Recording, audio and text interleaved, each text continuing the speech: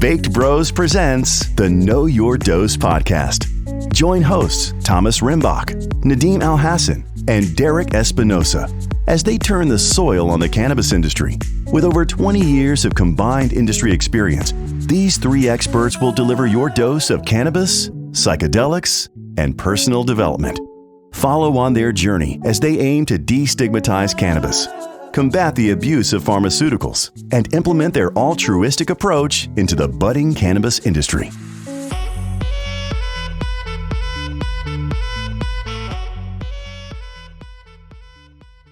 Welcome to the Know Your Dose podcast. I'm Nadeem Alhassan, joined here with co-hosts Thomas Rimbach and Derek Espinosa. Give me a little shout out, guys. Yo. That's Thomas. Hello. There's Derek. Thank you for tuning into today's show on exercise with a very special guest and human optimizer, Nathan Kohlerman. All of us on the Know Your Dose crew love to exercise and feel it is a vital component to living a healthy lifestyle that reduces pain and maximizes well-being.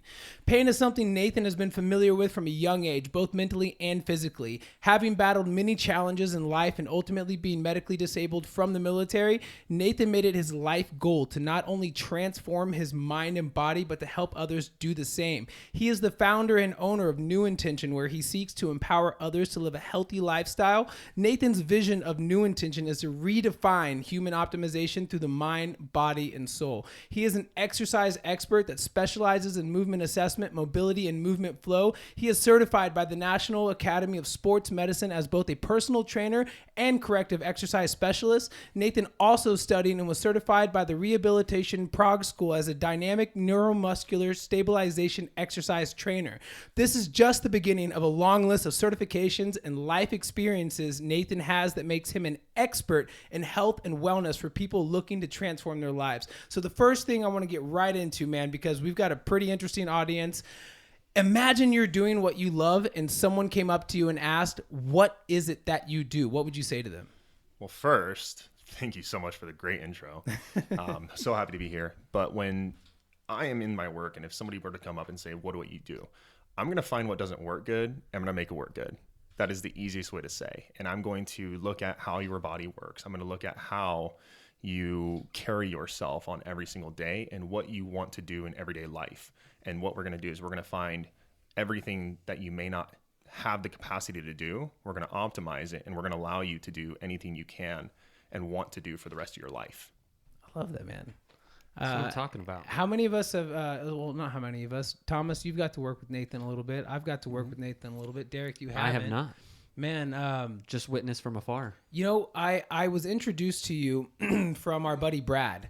You know, I was doing the steel mace. Okay, this is probably about a year and a half ago. I was messing around with the steel mace a lot, and he goes, "Oh, dude, I have another buddy who you know, he got in an injury, which I want to talk about a little bit.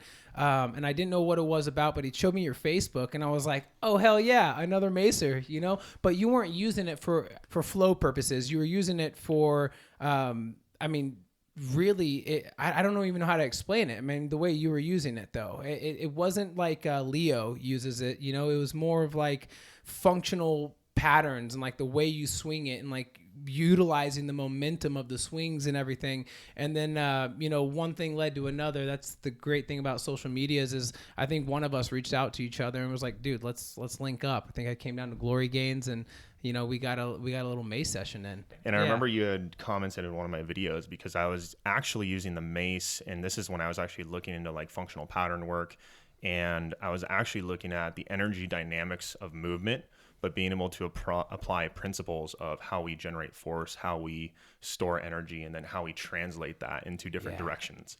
So looking at how could I use a tool to be the conduit to propel my body in different ways in which I wasn't familiar with. For people to understand that a little better, can you give like an idea of what the mace belt is? Right? Because that works perfect with the definition you're talking about in translating empowering energy, but this thing's got weight on one end, not as much on the other end. Can you kind of fill in what the mace belt? So the steel mace is a hollow shaft, and it's made of cast iron, I want to say it. So it's a hollow shaft, and the one that I personally use is either a 10 or a 15-pound ball on the end of it. So when you swing it, you really do have to surrender to it, because if you try to control it, it's going to be very rigid. It's going to be very tense. But if you just let the mace carry you, and if you surrender to it, it actually helps propel you into the movement, and your body naturally wants to follow.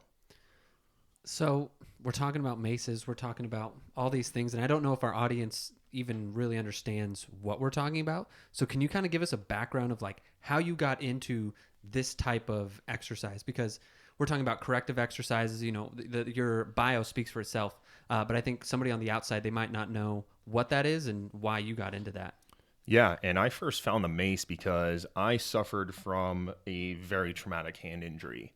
In March 2017, I leaned on the counter at the gym that I was working at, and one side of it was not installed properly, essentially, and the overhang was there. And when I put and bared my weight on it, it snapped off, tore my hand open, tore 4 flexor tendons in my hand. It severed my radial artery, my median nerve, and I had lost 25% function of my hand after 6 to 7 months of rehabilitation, to the point where I couldn't even close my hand more than this much. And to give the listeners a visual, it's like the palm of my hand and my index and middle fingers formed a 90-degree angle, and then my ring and pinky would still close. So now, using the mace and utilizing different rehabilitation techniques like DNSs, which we'll get into, it allowed me to find function in my hand again and to start retraining it in non-conventional ways.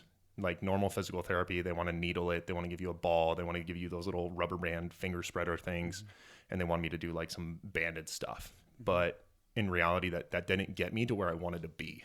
So I found unconventional ways that weren't traditional, and the mace allowed me to retrain my grip strength and to really also repair the labrum tear that I experienced during that injury as well. So was this injury, was this prior or post being a bodybuilder? Because you used to be 250 pounds of just meat. Yeah. So I was actually getting ready for my national qualifier, my pro qualifier actually. So I was preparing for my pro qualifier, and I was 253 pounds. And I was gigantic. I couldn't scratch my back. I could barely even sit on the ground and play with my daughter. I had zero to little to no mobility whatsoever, and I was just in pain. So once this injury occurred, it completely took me out of bodybuilding, and I had to find a different way to take care of myself and to be happy and to find passion again, because the passion that I had with bodybuilding was very egoic. I wanted to look a certain way. I wanted to be stronger. I wanted to be the biggest. I wanted to be the king in the gym, people getting out of my way. And from the outside, you looked like that. You looked incredible, right? You looked what most people hope to achieve when we are lifting and working out, right? You know, the six pack, the obliques, the back, the everything. But, you know, as you're kind of, you know, laying out for us right now, I mean, you couldn't even scratch your back. So there was a transition. Was that prior, or was that that was post the hand injury then, right? Yeah, the injury completely took me out of bodybuilding. And that was the pivotal moment in which I knew that I wasn't mentally healthy either. You know, my body may have looked great, but I went to the hospital and they found like severe liver toxicity, acute kidney injury from using steroids, which isn't the way I'd ever recommend anybody go. And once I stopped bodybuilding, once I stopped working out and I had to go through rehab, I just went into this severe slump of depression, and I started having suicidal thoughts, suicidal ideations, and I just mentally was just clinging on to anything I could to try to bring me validation and fulfillment in life. Mm-hmm.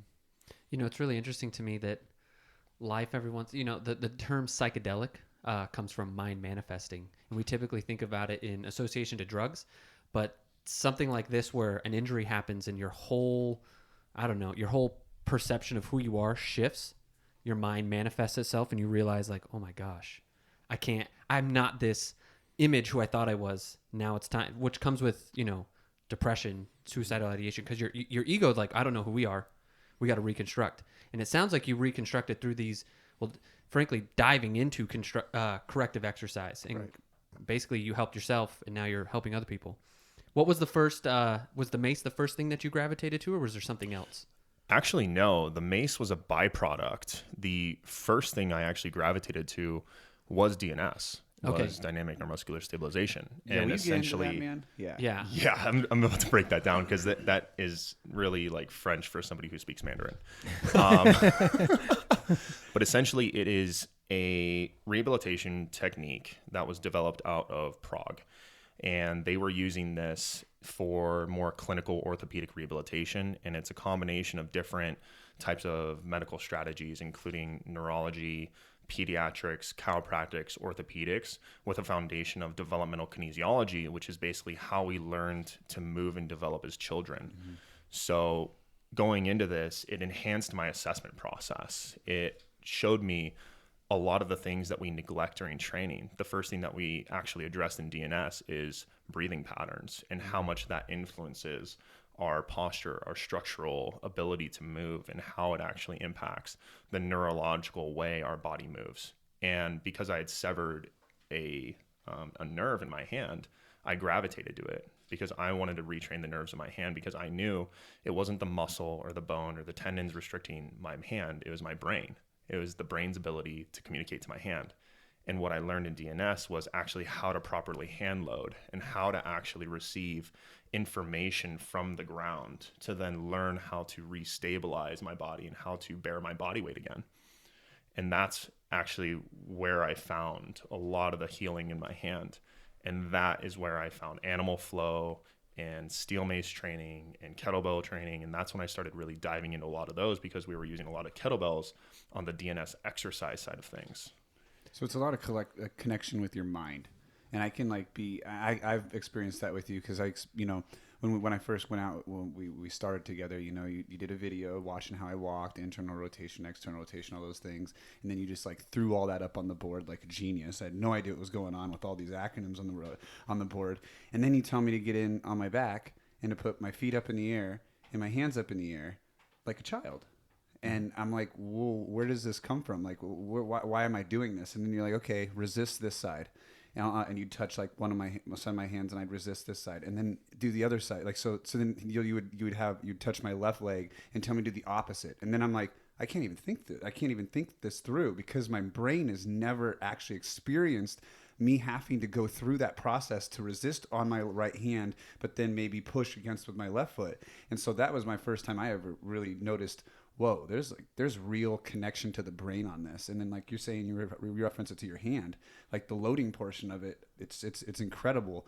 Can you kind of talk about the months, the progress? What are the main months, the progress of how it goes from baby from laying on the ground, crawling, etc.? Right. And that's a beautiful question. So with DNS, the way it progresses and builds, it starts with the assessment. And the reason why it was so challenging for you to do those specific activations, and when I gave you some feedback, was because during the assessment, I would find what you were not using correctly, or what wasn't operating efficiently, and what was limiting you back from your overall function, right?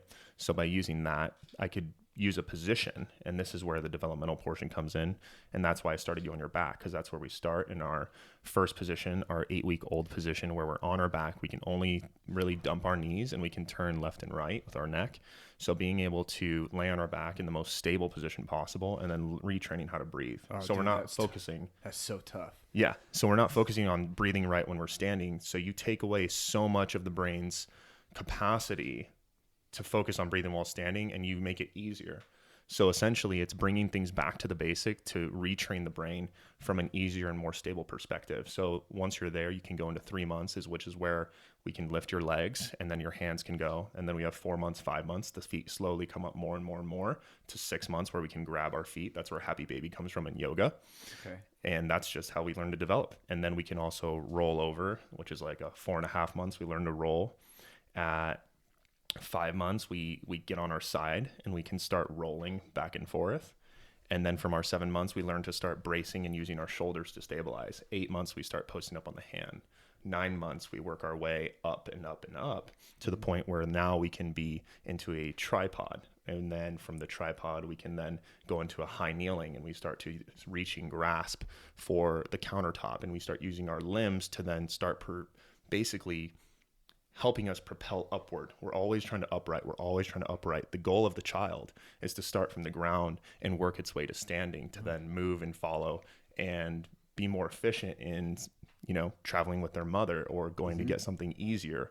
We want to find the most efficient way to get something what we want. That's really what a baby's need is. And not everybody goes through that process, right? We skip that process, which means now we skip that connection with the mind, which blows my mind, because we've got friends that have kids and they're like racing their kids to get up and start crawling and walking. I'm like, you guys are missing the vital portions of what we need to learn from the mind connection and the stability connection. Like our muscles and stuff aren't even developed enough for us to pick up and start crawling. So then we're going to start developing habits when we move our shoulders that are developed incorrectly, which then end up, being some scapular injury or issue in the future, right? Is that right? Yeah, for sure. I mean, everything is all connected, and then one dysfunction can lead to the next, to the next, to the next. But, it's like, I look at it from a perspective of saying, if a child can't squat until 12 months old or walk until 13 months, why in traditional training is somebody walking into the gym day one after not moving for 10 years and throwing a barbell on their back, not understanding, do they meet the prerequisite of that movement, and do they actually have this stability pattern and the stability, not pattern, but the stability prerequisites to perform that movement loaded, let alone body weight. What are those prerequisites? Because someone like, my dad or he was or my stepdad, he was a former bodybuilder, right? So he's got this mentality, lift weights, heavy weights, load the barbell up and everything. And he's now 64 years old, and his mentality is still that when he goes into the gym, where it's like, I'm like, Pops, you can, but your risk of injury is significantly higher, right? So somebody because our audience, we do have an older crowd, given the nature of our business in the cannabis industry and stuff. So what are some old or not, I take that out of the equation, but what are the prerequisites, or what could someone do to try and assess themselves if they don't have the resources, to join a masterclass or something? Right, for sure. And I mean, I would say if you struggle with sitting in a chair, you probably shouldn't be putting a bar on your back. You should probably start practicing getting in a chair. And if you have a hard time balancing while squatting, like if you feel, and what I see a lot is people will squat down and they'll almost like fall back because their toes aren't even engaging to the ground. So are you loading your feet properly? Again, this goes back to the hand. If we load the hand properly, our shoulder understands that it's stable. But if our feet aren't grounded to the earth, how will our hips know? Because if our hips don't know, guess what's going to compensate? The spine. Right. And that's why we see so many different spine injuries with squatting and deadlifting, because it's not an external injury where somebody comes up and just whaps you with a barbell. You don't see people swinging barbells and hitting people in the back. A lot of the times they'll squat down and then they hear a pop or something like that. It's an instability issue. And that's exactly where the DNS comes in. And you don't even have to look for like a pop or anything either. Like I've never had like a really pop, but you've critiqued my squat, and it comes to a point where, a half an inch of my left foot is to the right a little too much, because that's where I feel comfortable. And the reason I feel comfortable with that is because of my past and my history of exercise. Is that's where the tightening of certain muscles in my hip has forced my femur in different ways and to be sitting. And when you correct me and I have to just do a half an inch and I have to grab with my toes, it's a whole nother squat. It's not just putting up a bunch of weight loaded and just and screaming as loud as you can to get up there. So it's a big difference. What percentage of people do you work with where right off the gate, it may be 100%, but you see structural problems? So when I assess, I don't look at structural problems. That's definitely out of my lane. Okay. That is more in a clinician's lane, a physician's lane. I always say, if you have structural issues, if you have structural pain, go see somebody with a doctorate, because they're the ones that are going to be able to give me the precise guidance. Okay. Maybe I'm using the wrong term. Yeah, and that was just a formality. But that's, again, for the viewers or the listeners, that's really important for them to know. But essentially, when I assess people's movement and I look at proper movement mechanics and biomechanics, a lot of the times it's not the fact that anything's wrong with it, because I'm the last person to say, you've been walking like this for 20 years and I'm just going to change that in a blink of an eye. We're going to redo all of your programming and we're going to change every single way your body's learned to move. Because what I found, and that's how I used to work, is that it was actually creating some damage. So what I've done now, in what I really like to look at and see, is when I look at somebody's movement patterns, when I'm assessing their movement, if it correlates to the discomfort that they're having and it could be a contributing root cause, then I want to address it. But if they don't have any back pain, if they don't have any knee pain, any hip pain, if they're not experiencing any pain at all, I'm going to look at something. I'm going to say, okay, well, we could optimize a few things. So let's just optimize what you're working with and meet you halfway, and we'll see how that works. And if it will increase your performance, if it increases your quality of life, and if it increases your ability to move and perform better in the gym, that's the goal. So then would you say that most people are not moving optimally? I mean, I think because of evolution and looking at the ways our lifestyle has transitioned, it's not the fact that we have movement dysfunction. I think it's movement amnesia. That's we forgot how to move.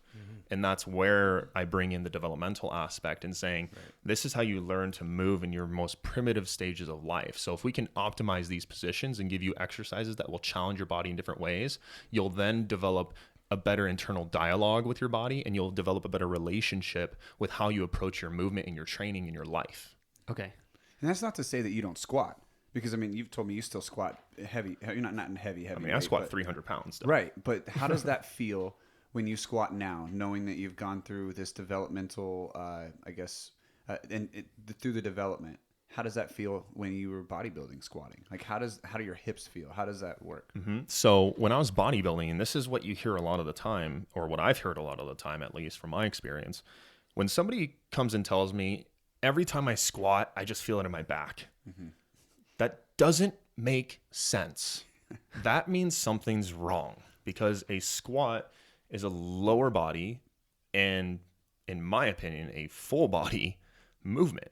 You should be able to feel it in your legs. If you're bearing all of the weight on your back and it is traveling downward with gravity, and you are lowering your body and that force is coming down and you are resisting gravity and that force with your legs to stand, you should feel it in your legs. If you feel it in your back, that's the wrong answer. And that's exactly how I felt in bodybuilding. And once I learned how to breathe properly, once I learned how to stabilize properly, and once I learned how to use my body better, then I started feeling it where I should be feeling it. And then I started seeing actually accelerated strength and accelerated muscle growth once I started addressing those things, because I'm 50 pounds lighter, but I can still deadlift the same amount I did 50 pounds ago. That's incredible. And you don't hurt. Exactly. Right. Yeah. I mean, I get tight like everybody else. Like, I'm not some that's type just of muscle metahuman. soreness. No.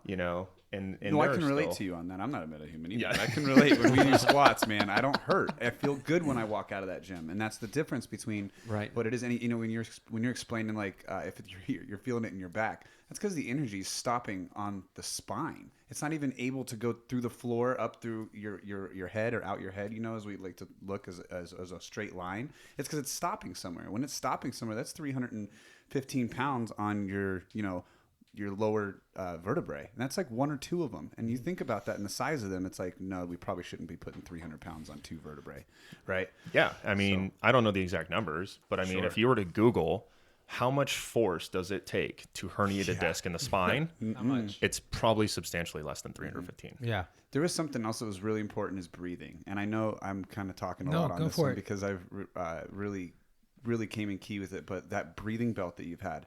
So that was rough for me. I never really, even when in high intensity workouts, I would always breathe through my mouth and not through my tummy, my stomach. And that breathing low and through your stomach strengthens your lower body, like the lower hip area and stuff, and it straightens that back out as well. That I've noticed, and it's helped me be able to lift without just hurting. It's incredibly important, is the breathing through your stomach. Have you noticed that? Absolutely. Yeah. It was actually you who'd kind of pointed out, like, whenever I would do squats, and who knows, somebody out there is like, yeah, you're doing it wrong the whole time, dumbass. But anyways, I would take a breath, and I would take a breath as I load the weight, and I would exhale as I go down, and then I would come back up and take a breath. Well, I think it was you who had said, take a deep breath and hold that breath, because it's going to put pressure on your spine. Right. Does that sound about right? Yeah, just building pressure within the stomach, which then will stabilize the spine. Right. Stabilize the spine. Yeah, and this is where like the sciencey stuff comes in. I'll try to dumb this down as easy as possible. But when you breathe, right, your thoracic diaphragm, your upper diaphragm that's located here in the chest, it descends, it activates, it comes down, and when that happens, you also have another diaphragm in your pelvis, right in the pelvic floor. And when that diaphragm drops up top, naturally the lower diaphragm comes up. And what happens is it creates this compression of volume effect because your trunk is a cylinder. And when those two forces collide, the force can't go anywhere else. So what does it do? It expands, which then pushes the spine into a more stable alignment. And since the pelvic diaphragm came up, now the pelvis can shift and rotate properly. And now since you're not breathing up into your chest and you're not flaring your ribs, now your ribs are anchoring down into that proper positioning to where now when you squat, you have a much more stable position with the spine, the hips, and the shoulders. So is this why like people wear a weight belt, is to try to artificially stabilize that area, but if they just breathe properly, it'll take care of some of that? So a lot of things in fitness, the weight belts, they've been used as compensations. And I think when I went through my powerlifting club coach certification and I started learning the dynamics between like how powerlifters lifted so much weight, they probably do the best job at teaching it. Because powerlifters. Exactly. Because they're using the belts super intentionally to where they actually do coach. If you're wearing a weight belt, like breathe into the belt and create pressure on the belt. So they actually do teach that. And if weight belts are used properly, they can be very useful tools for enhancing what you can do with that. Interesting. Well, you feel more stable. You feel stronger for sure when you breathe into the belt. Oh, absolutely. Yeah, it's stability, right? You feel stronger. One of the things I'm thinking about as like artificial tools, and you were talking about evolution and how we've evolved to move in these certain ways, is, I mean, you look at, so I have 2 kids. I have a 6-year-old and I have a 3-month-old, and there's tons of toys and different things to help them walk faster, to stand up faster, right? The little bouncers, and I just think maybe that's actually hurting more than it's helping. I think it's kind of like the point what I was trying to make. What Thomas had said and what Nathan said. It's like we're in a race, or no, you had said it. We're in a race to like get them up. Yeah, like like you're competing with your friends because your kid's so much better or smarter because they can walk faster. Right, and that's not the case. Guys, I'm 29 years old and I still love moving like a baby. Like I love deep squatting, putting my hands on the ground and moving like an ape. Like it's awesome. Unless Nathan's working you, and then it's not so yeah, that's a little bit more challenging, you know. So like some of the things, just to give the audience a little bit of insights, like some of the things that we like to do around the standing tables work great, especially after lunch. Also, we have like standing mats. We've got a couple of them at the office. The one I use is like a gel pad, and I'll often, when we're sitting down at the round table per se, and the whole team's around, I like to kick my shoes off and I like to put one knee down and one knee forward like a lunge. That way I can thrust my hips forward versus sitting down in the chair all day.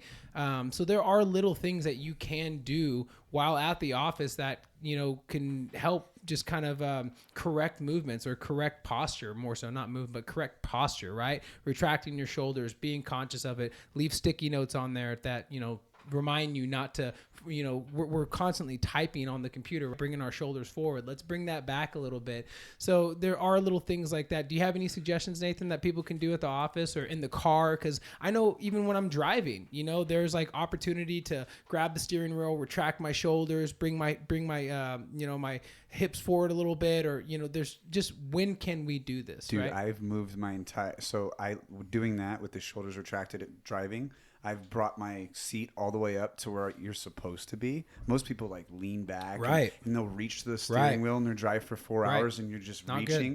Good. Dude, it's so weird because now I feel like I'm a grandma driving because I'm so close, but I have no neck pain, no shoulder pain. It's all sits back perfectly. It's much more fun. That's a good point, man. I've noticed that the stinger that I get in my upper left trap, like it's not. I used to get it maybe every like 2-3 months. Now I get it maybe every 6 months. And I have a feeling it has a lot to do with the posture corrections that we've done, or changing up my driving because I'm driving a lot, changing up how my posture is at the office because I'm typing a lot, right? Not sitting as much. So little things like that do compound. Are there any others, man? I've even seen some instructional videos that you've kind of done, just for people at the office, because I feel like a lot of people, have, they're in the office, half the day. Yeah. So people in an office setting, first and foremost, I think instead of focusing on, proper posture, there is no scientific evidence and or documentation of a proper posture because nobody's body is built the same, really. So it is almost impossible I to love measure. that you share that. Right? So a lot of people are so obsessed with it. And what I teach is that your posture reflects your personality, right? Looking at, okay, well, why am I hunched over? Why am I coming down? Why am I not standing tall and proud in what I do, what I work with? So that's the first thing I teach is like, hold your posture as if you're proud with what you're doing. Show your personality. Right. Show everything that you are, right? And the second thing is that I'm glad you mentioned the standing thing, because one of the other things that I teach is that we are constantly letting gravity manipulate us. We are sitting in cars. We are laying down in beds. We are sitting on the couch. We are standing, and we're never really resisting it. So finding ways to resist gravity, like if you were to stand at your desk and if you were to take your hands, pull your knee up to your chest as high as you can passively, meaning you're not using your leg, you're using your arms and more so into your armpit. And then when you do is you actually hold it up there and then use your leg to actively hold it in that top range and then let go. What will happen is chances are a couple things will happen. It'll feel incredibly weak. It will cramp, which shows a sign of neurological confusion because your body is not used to your knee being that high up. Yeah. Which, if you also look at it, if you were to do those before you squat, if we look at the science behind it or the application behind it, if we're pulling our knees up into our chest and activating it there and holding it there and strengthening it in that place, wouldn't it logically make sense that we could go deeper into a squat? Because when we squat, our knees come up into our armpits. Right. So therefore, now we are resisting gravity because we're using our body weight while we're standing. And when we pull our knee up, right, we let it go. What's the only force that's causing resistance on the leg? Gravity. So now we're now resisting gravity. And what do we do when we squat? We go with gravity, but now we apply our body weight with gravity and we resist it by pushing back up. So if you're standing all day at a desk, if you're sitting all day at a desk, I like the 25 and 5 rule. For every 25 minutes of work you're doing, sitting or standing, do 5 minutes of some type of movement which resists gravity in whatever way you define that as. So setting like a little, like a timer, we've all got these great devices in our pockets, right? Well, let's utilize them. So setting a reoccurring timer for every 25 minutes to get up and do some type of counter gravity movement, right? Is that what you're basically suggesting? Exactly. Yeah. What would that look like for me right now? Give me an example of ding, ding, ding, ding. 25 minutes is up. You got to move for 5 minutes. What do you do, Nathan? So what I do? Yeah. I get up, I move around, I just move. I move my arms in the full range of motion that I can. I move my legs in the full range of motion that I can. So shoulder cars, hip cars, is that what you're saying? And for those who are listening, the cars are the controlled articular rotations in which we can move our joint and express it through its full range of motion with full control. And if you just do that, and if you move your joints in big circles, you'll be astounded at how much better you'll feel. But then also, we're hunched over or we're standing back, but how often do we just roll the spine and roll forward? Right. Try to touch your toes, come back up, reach all the way up to the sky, reach down, roll forward, come all the way up to the sky. And then how often do we rotate? How often do we turn? Can't we just, even sitting in our chair, cross our hands over our chest, touching opposite side shoulders, and just imagine there's a rod going through our head, down our spine, into the ground, and can't we not swivel, lean, or bend and just rotate and twist in place?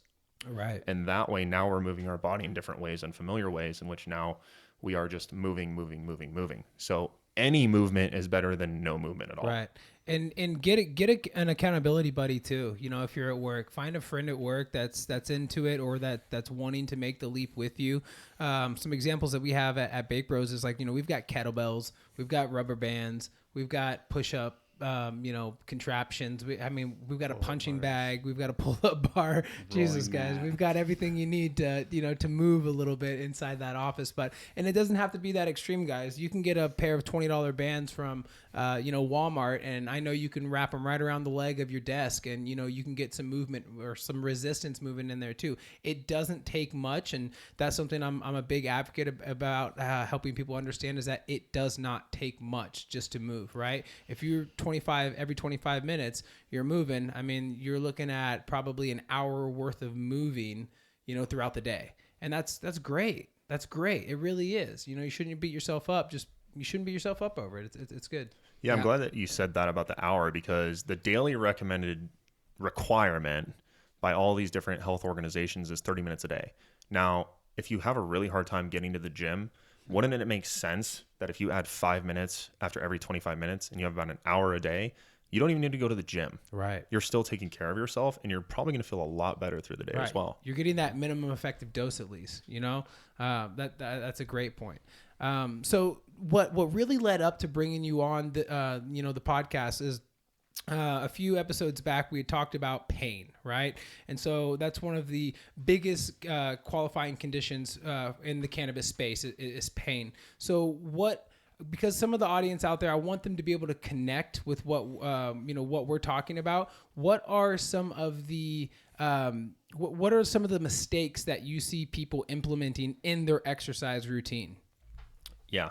So some of the mistakes that I see is that people are jumping into training programs without understanding or recognizing that they may not meet the prerequisites. Right. So every single question that I ask myself before I work with somebody is, what is the intent? What is your intention for going and doing that exercise?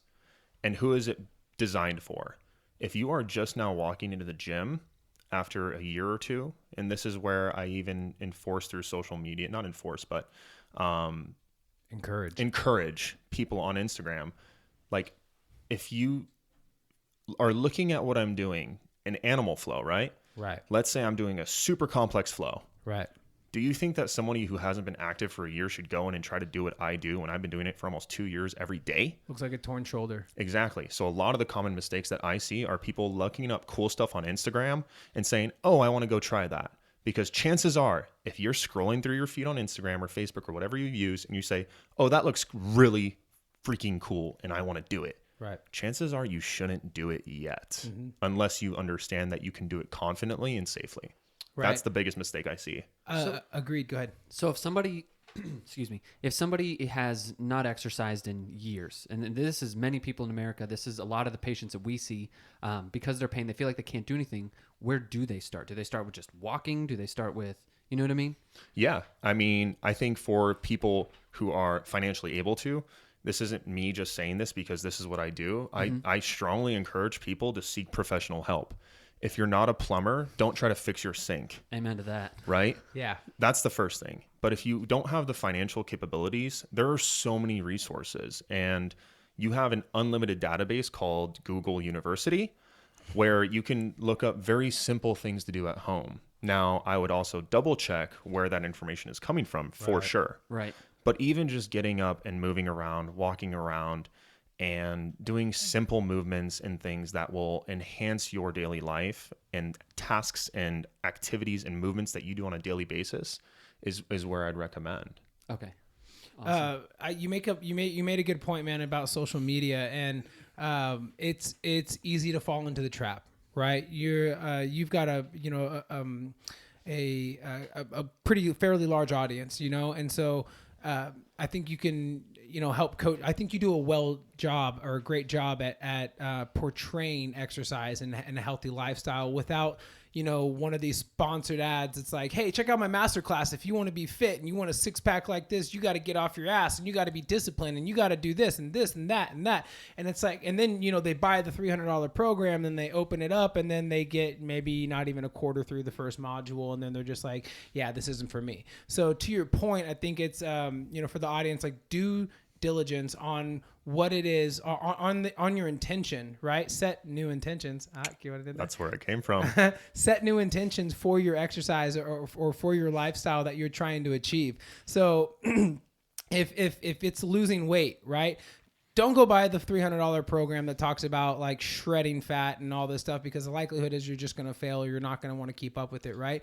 Due diligence on the corner of search bar and enter on Google and like actually find resources that, kind of baby step you into it, right? I mean, start with diet, start with walking, like you're saying, start with baby steps. Shit, man. Even with that, it's like you unload somebody on Google and it's inevitable. 95% of the shit on there is going to destroy your body. So it's like, I don't even know what to recommend, but I know right now if you sent me on Google, I could find all kinds of stuff, and I'll tell you right now that it's nothing like this DNS stuff. Right. Not even close. Right. Yeah. I guess what I'm suggesting, and I want to get back to the DNS stuff, but what I'm suggesting is you have to maybe we're not emphasizing the importance of an intention, because I think in today's age, like, we try to take on way too much. You know, I'm going to lose fat. I'm going to get shredded. I'm going to run a marathon. I'm going to lift 250 pounds. Like, pick one, and don't be discouraged in 3 weeks, you know, when you're not getting the results you want, because consistency is the key, right? So if it is fat loss that you're wanting, if it is, my intention is I want to move more. Let's start slow. So Google how to move more. I'm sure so much shit's going to come up, but you have to, what do we call the competency? Intellectual horsepower, right? You have to have the intellectual horsepower to want to set and stay consistent with that intention, because I think, you know, that's a big reason why people set goals at the beginning of 2020, but they don't have the intellectual horsepower to follow it through. Well, one of the problems I think is that, you know, you talked about putting a bar on your back, and then later on you mentioned your intention behind that. And I'm somebody who regularly likes to deadlift and squat, something that I really enjoy. But what's the intention behind it? I never thought about that. And so how do you help people find their intention when they're working out? Because on the surface, a lot of the times people, you know, I want to lose fat or I want to gain muscle. But is that really your intention, or is it something deeper? Yeah, and that's the second question, right? Is what's the intention? What's the intent? And who is this for, right? So having the discernment, is this right for me? And that's where I say use Google University all you want, but then do have due diligence and do the research and look into what you're getting into and make sure that it's right for you. Like Demo said, if your goal is to lose weight and you have a really crappy diet and you don't move at all, start walking and find somebody who's really, really good at nutrition. And I shouldn't say diet, because I don't believe in diets. Diets are a great way to segue failure because they're not really sustainable. But forming healthier habits, I just wrote 2 different articles and I did a bunch of different research. And everybody, like you said, Demo, wants to take on so many things at one time. That's just what we do as humans. We're ambitious creatures. But if we really look at it, how many different habits make up one behavior? If you're trying to live a healthier lifestyle, chances are that's going to require being active, eating healthier, which has a bunch of different habits in between. It's going to also require you making sure that you sleep well, drink water, all these other things, right? Taking supplements and supplementing what you don't need in your nutritional needs. And if we look at those just 5 behaviors, and let's just say that there are 5 different habits attached to it, you're going to change 25 things at one time. Tell me, have you ever tried to change 25 light bulbs at the same time? It's not going to go well. No. Right? You're going to shock yourself. So master the basics before you bend the rules is really what I preach a lot of the time. And then it's saying, set an intention and work on one thing and do that one thing really, really well before you try to overload yourself and overburden yourself, because that will just be another segue into failure, because you're taking on too much and you're eating a pill that's too big to swallow, and you have to break that pill up and take it in smaller things. It's ironic that I say pill. I should say break up that gummy and then take it in small doses, right? Yeah, absolutely. I really love this conversation because I will be the first to say that I was one to fall victim to it too just a couple of years ago.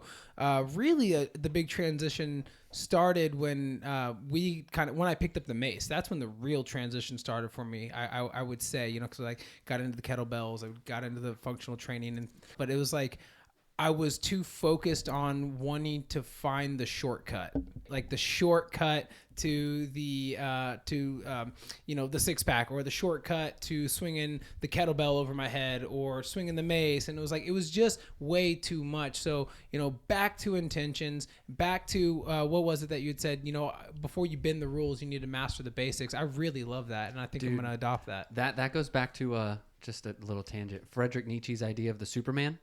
So first step in becoming a Superman is imposing strict limitation and discipline, right? Finding your foundation, the things that you can do. And then once you've mastered that, then you can start bending the rules. But until you have that foundation, you're just causing more pain and injury than anything else. So Nathan, would it be safe to say that if you haven't picked up, or even let's just use like my dad for an example, okay? Hasn't picked up a weight except for to do curls for the girls probably ever. And he's doing that wrong. Right. But, love you, Pops. Yeah, but, you know, is it safe to say if you go on Google University, or, you know, you go to Googling and it has anything to do with picking up weight at all, you probably shouldn't be doing it. You should really be doing body weight workouts, because you don't need weight until you can build the structure to be able to load. But that's not sexy.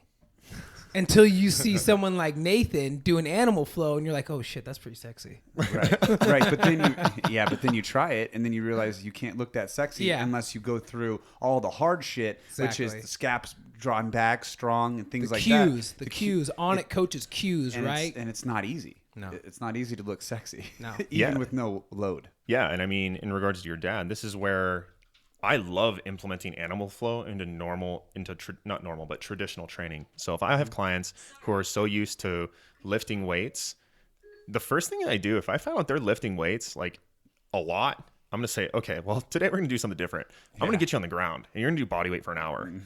And because this is my logic behind it. If you can't control your body, what makes you think you can control a weight? Love that. If you can't push your own body off the ground, what makes you think that you're going to push a barbell off your chest? Totally. Because now, not only is your brain having to understand that you're pushing up, but now there's an external force in which now your brain has to recognize that there's something in your hands.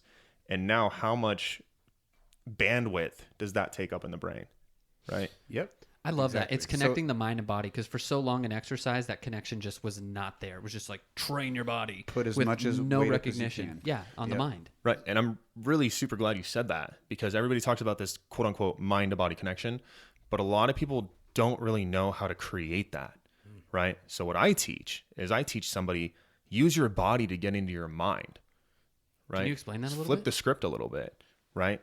So when we look at changing our thought patterns and anything else, right, we start journaling or we read and we do all those different things. But let's say we suck at all those things, right? Let's use our body to understand like what comes up for us.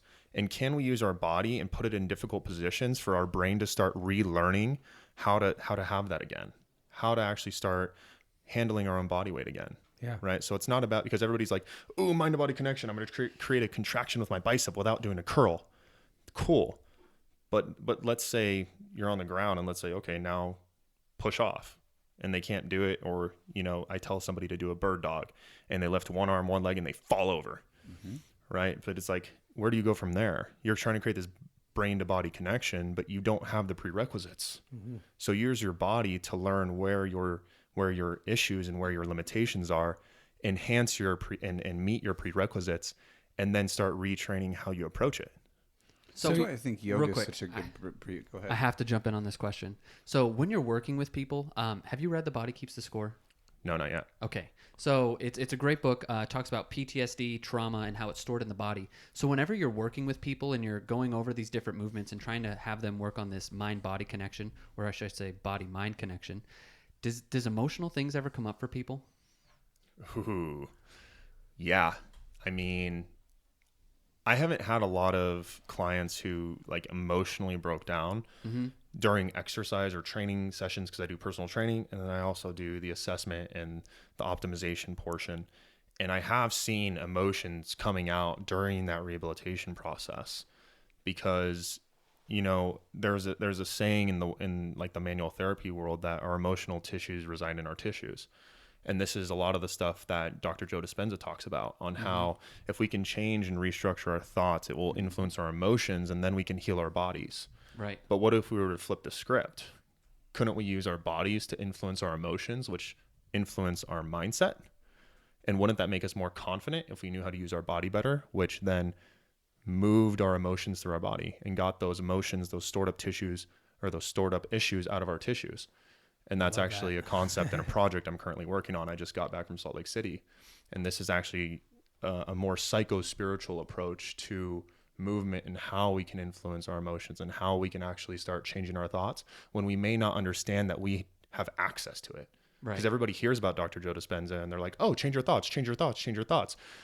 But a lot of people, for anybody who's tried, that is some of the hardest shit in the world. Amen to that. Totally. Right? That's and it's the story of our life. And it's just giving a different outlet for a pursuit of a same or similar result, but not attaching yourself to a result, but just the process of getting back into your body and getting back into understanding, how do you really feel? Yeah. And do you know what good feels like? Mm-hmm. I think people have lost what good feels like. You right? You literally, there's a conversation I had with my mom. Like, you've just forgot what it feels like to feel good. You know, it really does spark for an interesting conversation. So, I mean, where else have you seen this connection, or I guess we're kind of covering it right now, but this connection with emotional pain and physical pain, you know, for our audience, we talked about in one of the recent episodes, you know, like feeling emotions in certain parts of your body. I think Tom said share, like, do you feel it in your stomach? Do you feel it in your chest? Do you feel it in your head? What about physical pain? What are some of the areas that you know of where emotional pain is stored? So like I've heard, I don't know if this is right, but that we store certain traumas in our hips. Right? Do you have any? Yeah, and I've actually done some reading, some research, and I've gone into some metaphysical aspects of pain and looking at some of the energetic aspects of pain, and some of the ones that resonate really deeply, the ones that I've kind of gravitated to just in my personal experiences. I started looking at why I have random knee pain, and it's because I'm uncertain of the next step I'm about to take in life, or the next step I'm about to take in business, or the next step that I'm taking in general. You know, am I doubting? Do I have fear because I've, you know, sprained my ankle? Do I have fear of taking that next step and I don't fully commit, right? Or we have, you know, pain in our lower back or in our hips. Again, these are all experiences that I've had.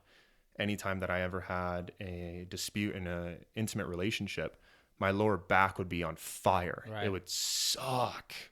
People, I don't think a lot of people take into account you know, that, or they don't take into account that correlation, right? How, like, I know, Thomas, I'm going to use you as an example. When you're stressing, you get bubble guts. Do you not? Mm-hmm. Yeah. You know what I mean? Like, there was just the other day, you know, levels are high right now within the business. You know, we got always, because we got so much shit going on. We're a business.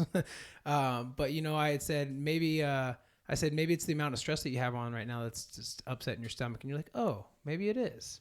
You know, that was just the other day. I don't think people make that correlation as often as they should. I think a lot of people think it's woo-woo, you know, but people really aren't taking into account that people were using intuition thousands of years ago leading up until now. Just because we have science now, which, God, we wouldn't be here without it.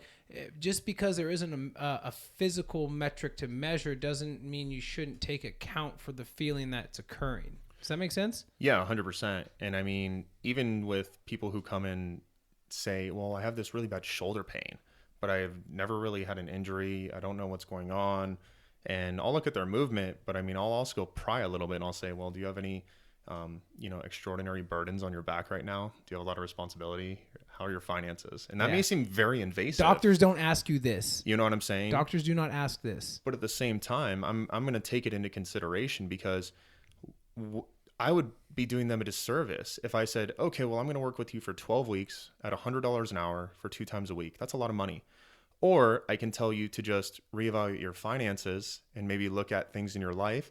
And next week, let me know how it feels. Right. Right. Wouldn't that be doing a better service? Man, that's, you know, and just total different take on it. And yeah, it's woo, but at the same time, it's saying, I'm going to do anything and everything possible to show up and serve, to give them what they deserve. And I'm going to try to help them in any way that I can. And if I believe in it, and if they believe in me, then I think that I do have a place to say something and promote that possibility to them, because they may not have thought about that. Right. Because some doctor or some... You don't know what you don't know. Exactly. Because some doctor or something like that would be like, oh, well, it's this or it's this or it's this. But it's like, doctor, do you really know, or are you going off of your science? Because there's a lot of things happening, especially in the energetic space, that we can't explain. That's what led Dr. Tafur into shamanism and learning that, is because, I mean, reading his book Fellowship of the River, he talks about just going into the doctor and nobody ever asking, how do you feel? Yeah, I think it's a huge problem in medicine, because, you know, you go to medical school and you learn about the body, and then the next 2 years you're learning about what pharmaceutical matches which symptom. And so when you go to a doctor, first of all, they want to sit there and they want to get you out as fast as possible. So, I mean, typically when you see a primary care doctor, you have like 10 minutes, 15 maybe at the most. Would you guys agree with that? Yeah. You get paid for a 30-minute block. Right, but that's if you're really lucky. And you can only discuss a couple of symptoms, and if you have any other symptoms, then there's 2. You have to make another appointment so they can get paid on their next 30-minute exactly. block. So the system is not conducive to people opening up and telling you things. And you know, what Dr. Tafur found was when he went to the Amazon and he started training with these traditional Shipibo shamans, that what they were doing was they were working on energetic, what's the right word? There were physical symptoms that were tied to energetic causes. And a lot of the times it was trauma-based. And in that book I referenced earlier, The Body Keeps the Score, it goes over a lot of research showing that trauma can store itself in the body. People with Crohn's disease, people with, you know, chronic back pain. A lot of this was tied to certain experiences in their childhood or traumatic experiences as adults that they just weren't connecting. And I think pain in general is just a signal to the mind that something's wrong, but it's not necessarily an indicator of whether it's physical or whether it's mental. And so, you know, having somebody to be there and work with you and ask you, what's going on in your personal life? Like, is everything okay? That might lead to better results. So I commend you, man, for doing that. I think that's awesome. I think people need to be open-minded. If they're in that much pain, Right. and if you're really hurting and you're in that much pain, you should be open to this woo-woo stuff. Because if you're not, It's not going to hurt you. you can't be in that much pain if you're resistant to everything that's possible, right? Yeah, and I mean, just putting in that perspective, like if we look at physiologically how the body operates, right? The stress from your finances is no different than the stress you place yourself in the gym. The body will interpret stress as stress no matter what. Great call out. That is exactly where it lies. Like I didn't have to read a book to do this. Like I experienced this myself. My lower back pain, my chronic lower back pain from the age of 15 to 24, 25, that didn't stop until I resolved the emotional trauma from my childhood with my father. And I didn't go to any rehab. Right. I didn't go to any doctor. I didn't take any medication. I simply went and talked to somebody, and I went through different types of trauma therapy. Somebody to hold that space for you, to ask the right questions, to help, you know, thought provoke you, right? To get that out. Yeah. It sounds woo until you experience it personally. Yeah, And then all of a exactly. sudden it's not woo anymore. Right. And then- so there's a lot of people that haven't experienced it, right? So what would you say we should start with? You know, we got a lot of pain. Where do I go first? I don't work out. Let's use my dad as an example. I've got a lot of pain in my neck. What was the first thing you're going to do? Are you going to open up and say, oh, it must be trauma from when my mom, you know, beat the shit out of me? Or is it, oh, no, maybe I'm sitting at the desk wrong? Like, So- where do we start there? so because I- we're all over the place, and I think people need to be able to see where we start. And yeah, I'm glad you said that because right now in Western medicine, there's not a system for saying, hey, if you're feeling pain, these are your options. Right. Western medicine has been conditioned to say, if you have pain, go seek medical attention, which I do believe you should. But I think that you should also have due diligence and look and explore what might be possible. That's actually why I started New Intention, was because when I went from rehab back into fitness and I still had pain, right? There was no intermediate gap to say, well, I just finished rehab, but I'm still feeling pain. I'm trying to be fit. Where do I go? There was nowhere to go, you know? And now I've just started adding layers and layers and layers and layers, in which now New Intention can be that resource for people to come and even address those possibilities, right? But I think just letting people know that there are more possibilities than what they already know is where to start. And a lot of it starts with awareness, saying there's so much out there that we don't know. Being open. Guys, And be open. We covered, you know, mindfulness on the last podcast.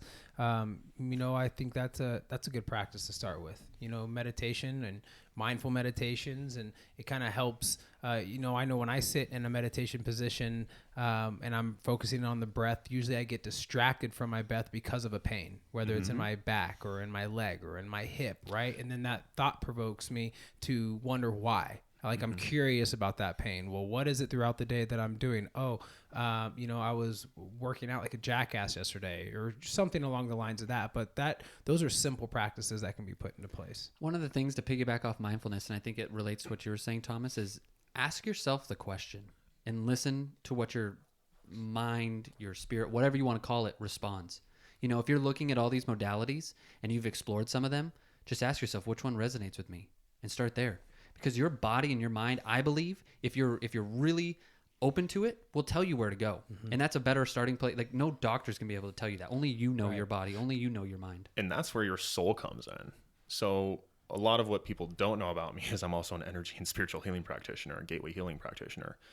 And a lot of it is the soul's calling. It's saying, it's also asking your guides, whoever believes it or not, you know, if I feel something in my body, I check in with my guides, which are just the spirits that are with me. Now, if people don't believe in that, they are their own guides. They are the extension of source. They are extension of spirit, and their soul already knows what it wants. So checking in is the biggest thing people can do. Dude, you know what? Getting in on this topic and kind of like the woo-woo stuff and everything. This is a cannabis podcast, and we haven't even talked about cannabis, man. So, you know, we talk about personal development. We talk about psychedelics. That's very open. You know, how have you used cannabis and psychedelics into your routine or your practice? What does that look like, man? Yeah, I mean, I started using cannabis shortly after I got out of the military. Okay. Because I didn't want to go. I got out in February 29th, 2016. Okay. So I'm coming up on my 4-year anniversary. And I didn't want to go to the doctor. I didn't want to take pills. I'm 100% disabled from the VA. And I can't tell you how many times they've thrown Motrin 800 at me or any of these antidepressants, anti-anxiety, and all this stuff for these made up disorders, which are just actually symptoms. And I knew that I didn't want to do that to my body. And I mean, I came from a background of drugs. Like, I used to smoke weed. I did coke. I did a bunch of ecstasy. I used to be a heroin addict. Like, drugs weren't scary to me. And I didn't see it as medicine until I tried it. Right. Like, I heard it become medically available, and it inquired me. And I was like, wait, this is actually medicine. Like, I've always used this to suppress myself, but now I can use it to elevate myself. Right, but that is why you used it. Exactly. You did use it as a medicine in the beginning. You just didn't know. It wasn't medicine. Serving. Well, let's expand on that a little bit, though. It was the energetic undercurrent behind why I was using it. Mm-hmm. The energy behind it was dirty. The intention. Right, the intention was what it was. The intention behind it. Exactly. After this recent Sober October fit that we did, you know, it's like I actually had a good conversation with you, man, that kind of helped me realize it and recognize these things, that it's like, you know, cannabis is a medicine. It absolutely is, and it has been for thousands of years. How is it serving you, though? Because at the time, basically taking the long break that I had, or taking the month break that I did, and it helped me realize that, you know, the past few years, I have not been using cannabis as a medicine. I've more so been leaning on that as a crutch, when really it hasn't been serving me in that way. I've been using it, or was using it, you know, to suppress. And now, after the whole October, and, you know, my circle of friends and everything, because we've talked about it a whole bunch, there's been so much integration talking about it, that has dynamically changed. Mm-hmm. The relationship with cannabis has dynamically changed, for me personally, you know. And so whether it's cannabis or a psychedelic or anything really, is like, ask yourself, how is it serving you? So what does that look like now? Yeah, so how it looks like now is, since I've been using cannabis for a couple of years now, and as I don't really experience a lot of physical pain anymore, like I do if I overexert myself and I get too ambitious, of course, but now I'll use it in efforts to enhance my experience. That's awesome. So before I go and do animal flow, I might eat a 10 milligram gummy. You know what I'm saying? Mm-hmm. Love that. I'm going to do it because that's what allows me to rev down a little bit and just kind of slow myself. Yeah. And it allows me to go inward, and I feel better. It allows you to disassociate from the future and the past, right? And just focus on now, which is the flow that you're about to partake in. Exactly. And, you know, I used to use cannabis almost every single night to sleep. Mm-hmm. And it wasn't until I started microdosing psilocybin that I actually started forming different relationships, and then a lot of different things started shifting. And once I started moving and getting more into psychedelics and getting a little bit deeper into that with DMT specifically, remember that? Yes. It changed a lot of different things for me. Yeah. And, you know, after that point, I realized that there was just so much more, and it felt as though I healed more in one experience than I did for the last 10 years. And I was able to see things with such a different perspective, and I shifted the lens. That's a common feedback. That was on DMT? Yeah. From a DMT experience, or was that from psilocybin? Oh, that was from DMT. Yeah. That's a big commonality that we hear right there. You know, I think Tim Ferriss was like, you know, 15 years of therapy. Mm-hmm. I achieved in a 4-minute DMT trip. You know, it's like, or a 4-hour ayahuasca ceremony. I think his was the 12-gram mushroom. Yeah, 12-gram psilocybin. Yeah. But if you want to compress it into 4 minutes, DMT is the way to go. You know, so I asked you this question when we were working out last Wednesday, and to be as big as you are, like we've talked about this a little bit, but you had, you went through bodybuilding, hardcore powerlifting. If you would have been introduced to cannabis or psychedelics like you are now with the correct intention, would you have gone into dispersing that energy or that negative trauma, all that, as a power bodybuilder? Or do you think you might have went somewhere else? Was that your outlet? Yeah, I like that question. Yeah, and I mean, I vaguely remember my exact answer, but I mean, just It coming was from a a good place question. of heart. You didn't answer it. That's true. I didn't He's answer like it. way too I deep didn't for this answer right it. now. I was like, You don't we want to should pay just- me for this session. So yeah, I mean, just right off the bat with that question, I think that I was meant to go through those experiences, so I would never take it back. I'm really glad I went through that really egoic phase of wanting to be that person and wanting to have that identity, because I've always been searching for identity. Yeah. I never really knew. So it really took me having to go through all of that crisis and all of that pain to lead me here and now to fully understand what its purpose was and how it was designed in my life. So I think that if I was introduced earlier, I don't know where I would be. Chances are the place that I was at then, I wouldn't have been able to handle it, because I mean, and this is what, Right. I don't promote and tell everybody to go do psychedelics, because I do tell people, like, it's not for everybody. It's not. Right. It's not, it's that's from a safety perspective, and I'm not a doctor, and I'm not a shaman. I don't have enough education or experience to even give that type of information. Right. And I tell people it's not for everybody. And at that point in time in my life, I feel like if I were to have done psychedelics, I don't know if I would have been able to handle it. I just don't know if I would have been able to handle it. That's spoken from the heart. Yeah, Very this eloquent. is You know, something I like, say too. and those were things like, just imagine this. If I were to fall through that countertop and I was already having suicidal ideations from not being able to use my hand or work out, imagine what psychedelics would have done if I Right. would have experienced what I did with DMT, where I physically felt like I died. Right. It significantly could have exacerbated that. Yeah, it Exactly. can magnify the positive, but people don't talk about enough that it can also magnify the negative. Right. And that for me, like, I know myself, and I know years ago that would not have been for me. And I didn't do it until, one, I trusted myself, and the other aspect, that I had somebody else who I trusted enough to be in that space with me. You are one of the most authentic people online that I follow and that I pay attention to, man. I'm gonna wrap this up. Okay, we're about at the hour mark. I would love for you to give. I'm sure you get this on every podcast you go to, but share one piece of advice with the audience. Okay, and then I'd love for you to kind of share where they can find you. Yeah, that one piece of advice is be gentle with yourself. Love it. Be gentle with yourself. Be kind. Yep. Be kind. Don't Yep. beat yourself up every day, man. Love yourself. Love yourself. And Don't be upset that you didn't go to the gym. Don't be upset that you ate the donut. Just Yeah. enjoy it. And if that doesn't resonate with you, then you are not your condition. You're not your diagnosis. Right. And But I know use that's it. going to resonate really deeply with a lot of the listeners.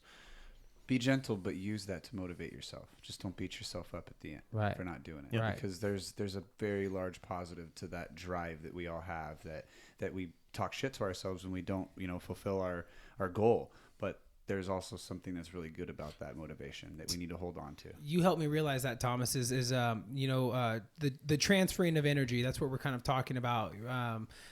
You had shared something once where it was about one of the competitors out there and something that they were doing, and I think it pissed you off or whatever. And I think you would ask me, doesn't that piss you off? And it was like, it made me think of like how to transfer that energy that I was feeling and seeing from it. It's like, how can I transfer this to motivate you, right? Instead of just getting pissed off and angry and it's like, rah, and turns into chaos. How can I transfer that into something, right? And that transfer of energy can be applied everywhere. It sounds like the stress paradox. I was just going to say that. It sounds like we might have another subject for a podcast. I love that. Yeah, we can cover on some stress. Hey, man, where can everybody find you? Website, Instagram handles, things of that nature. We talked about a lot of cool shit.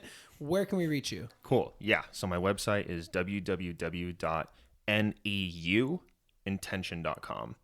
And people can follow me on Instagram, Twitter, at Nathan Kohlerman. We'll my get name. everything linked in the and show. Then, and then they can also find me Facebook, LinkedIn, just by my name. So everything can get linked in with the show, and that's where Awesome. people can Is there find a me. preferred platform that you I like put to a use? lot of my information on Instagram, but this year I am starting to build more exclusive content towards a private Facebook group, and that is the Activate Intention Facebook group. Love it, man. I look forward to that. Damn it, we didn't talk about kin stretch, Nathan. Son of a bitch. Well, we'll talk Gonna about have it to another have a day. Hold your part two. stretches. I don't think this is going to be the last time we're going to have our good buddy Nathan on the but that's a on killer the show. subject too. Yeah, man, and that's something that you really dove into. So that sounds yeah, we'll have to do that. By the time we talk to him again, he'll have 2 more different. Yeah. I love that. Constantly optimizing, constantly trying to explore the body, constantly trying to explore on how to level up your mind, level up your body, alleviate pain. All of that is connected, man. Guys, this has been a really fun episode. We have one more pillar to the pain lifestyle hacks that we talked about. So we've covered exercise, we've covered mindfulness, we've covered what was the other one? Sleep, and now we need to cover diet. So Nutrition. We're trying to change the word. Yeah, nutrition. So we're going to be bringing in another expert, and we look forward to sharing her with you on the next episode. Guys, love you. Have a great day. Bye.